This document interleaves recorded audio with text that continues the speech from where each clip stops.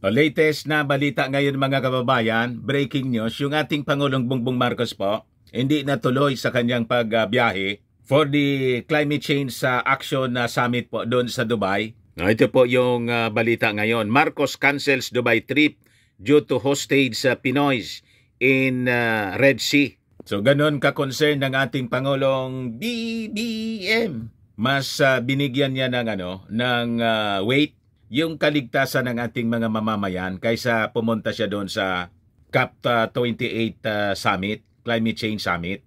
But before ko mga kababayan ibigay sa inyo yung full story, click subscribe muna dito sa ating YouTube channel and hit the notification bell para lagi kayong updated sa mga gaganapan dito sa ating bansa. Like and share na rin po ninyo ng ating video para marami yung makapanood. At huwag na rin po ninyo na skip yung ating mga commercial ads para tuloy-tuloy lang ang pag-unlad ng Bagong Pilipinas. Sa mga naghahanap ng malinis and spacious fitness gym, bumisita lang po kayo sa aming Colossal Fitness Gym.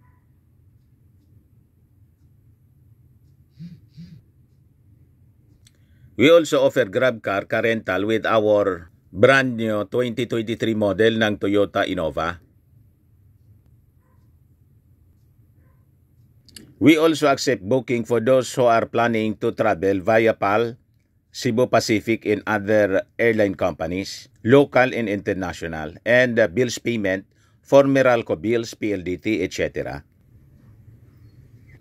Ang Colossal Fitness Gym is located at 3rd floor Security Bank Building, Lanco Business Park, Legazpi City, Albay.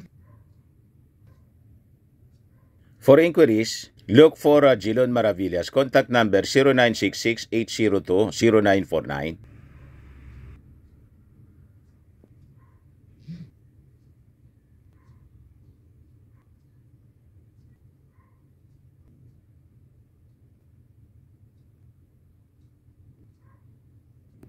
Ayos na anya Mr. Maravillas. So ito yung ating Pangulong Bongbong Marcos mga kababayan. Hindi siya tuloy sa pagpunta sa Dubai. So sabi diyan, President Marcos has canceled his scheduled trip to Dubai para sa World Climate Action Summit or COP28 dahil po sa mga developments surrounding the 17 Filipino seafarers taken hostage in the Red Sea. Yung hinostage po ng mga Houthi rebels sa Yemen. So sa kanyang post mga kababayan sa Twitter, yung ngayon X, sabi ng ating Pangulo, in light of important developments in the hostage situation involving 17 Filipino seafarers in the Red Sea, I have made the decision not to attend the COP28 in Dubai tomorrow. Today, I will be convening a meeting to facilitate the dispatch of a high-level delegation to Tehran, Iran, with the aim of providing necessary assistance to our seafarers. Kita ninyo yung ating Pangulong Bongbong Marcos kung gaano niya kamahal yung ating mga mamamayang Filipino. Yung mga hostages nga po ng Hamas na mga Filipino, ayon sa pagpoporsigi ng ating gobyerno through the Department of Foreign Affairs, nakalabas na rin po yung mga hostages po ng Hamas. Ayan po, mga kababayan. O siya, sabi dyan, hostage Pinay liberated, all Filipinos in Gaza accounted. Just days after expressing concern for Noraline Babadilla's whereabouts, I am very happy to announce that Noraline is safely back in Israel, becoming the second Filipino released from Gaza. Yan po si Noraline. So yan ang sabi ng ating Pangulong Bongbong Marcos. Marcos shared the good news on his social media Wednesday, 4 days after the Philippine government confirmed that Jimmy Pacheco, a Filipino caregiver, was one of the 22 captives released earlier by Hamas at the early part of the truce with the Israeli government. So sabi ng ating Pangulo, with this positive development, I am pleased to inform the nation that all Filipinos affected by the war have been accounted for.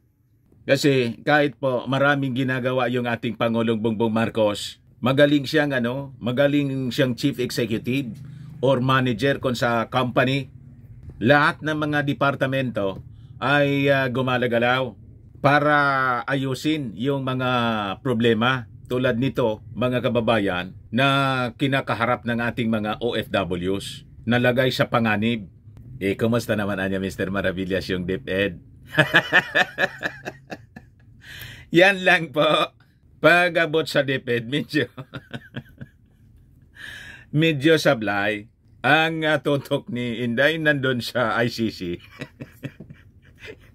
Na paranoid mga kababayan dahil sa mga resolusyon na pinasa ng Kongreso at saka yung issue sa CIF. Pero tingnan ninyo mga kababayan, pinapasensyahan siya ng ating Pangulong Bongbong Marcos. Pero anya Mr. Maravillas, di kaya inihintay na lang ng Pangulo na mauna nang humiwalay si Inday? Wala po akong idea sa ganon. Wala akong naririnig po. May mga nag-uusap-usap na kung ano-ano, pero ginaganon ko po yung tainga ko. Ayaw kong marinig. Bantayan na lang natin, mga kababayan, kung ano yung mga development sa mga susunod na araw. Pero yung ating Pangulong Bongbong Marcos, sa tingin ko, hindi siya mauuna. Kung baga, mabiyak po yung unit team na sabi ni Inday, buo pa niya yung unit team. Ang sigurado dyan, mga kababayan, wala yung problema sa ating Pangulong Bongbong Marcos. Kundi ang problema po sa kampo ni Inday at ni Maudigs. Yan ang malinaw po. Kasi sila po yung nagsimula ng gulo. At until today, sila yung nanggugulo po. Pero hindi man po pinapansin ng Palasyo Malacanang. Ignore lang po. ng Palasyo Malacanang yung mga ginagawa ni Maudigs. So going back dito po sa di pagkatuloy, pag-cancel ng ating Pangulong Bongbong Marcos sa kanyang pagpunta sa Dubai. Sabi dito po, according to Marcos, he has entrusted Department of Environment and Natural Resources, DENR Secretary Maria Antonio Yolo Loizaga to lead the COP28 delegation and articulate the country's statement on his behalf. Inutusan na lang niya, mga kababayan, yung DENR Secretary niya. So tama po ito. So last week, President Marcos assured the public that the government is doing all it can to ensure the safety of the 17 Filipino seafarers taken hostage by Houthi rebels in Yemen. Our seafarers are not alone. The government is doing everything in our powers to bring them safely home, sabi ng ating Pangulo sa kanyang Twitter or X account. Yan po, mga kababayan, yung ating Pangulong Bongbong Marcos. A very caring president, mga kababayan. Maasikaso talaga sa sa ating mga mamamayang Filipino, lalo yung mga ganitong sitwasyon. Ayun man lang po.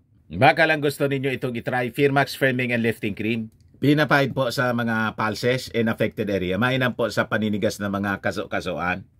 Ito naman po, Automax Radiant Serum. Sa mukha naman yung application. Anti-aging po siya. You will look 10 years younger than your age. Sa mga cancer patients naman po, baka lang gusto ninyo itong itry. Nengxia Red Mix Fruit Drink. Hindi man po siya gamot, food supplement siya. Kaya lang, gawa siya mga kababayan sa goji berry. Yung goji berry may anti-cancer properties. Ayos po. Yung mga inquiries ninyo, dumiretso na lang kayo sa aming messenger sa Facebook para masagot namin agad. Ako po si Dante Maravillas. Bye-bye po. God bless.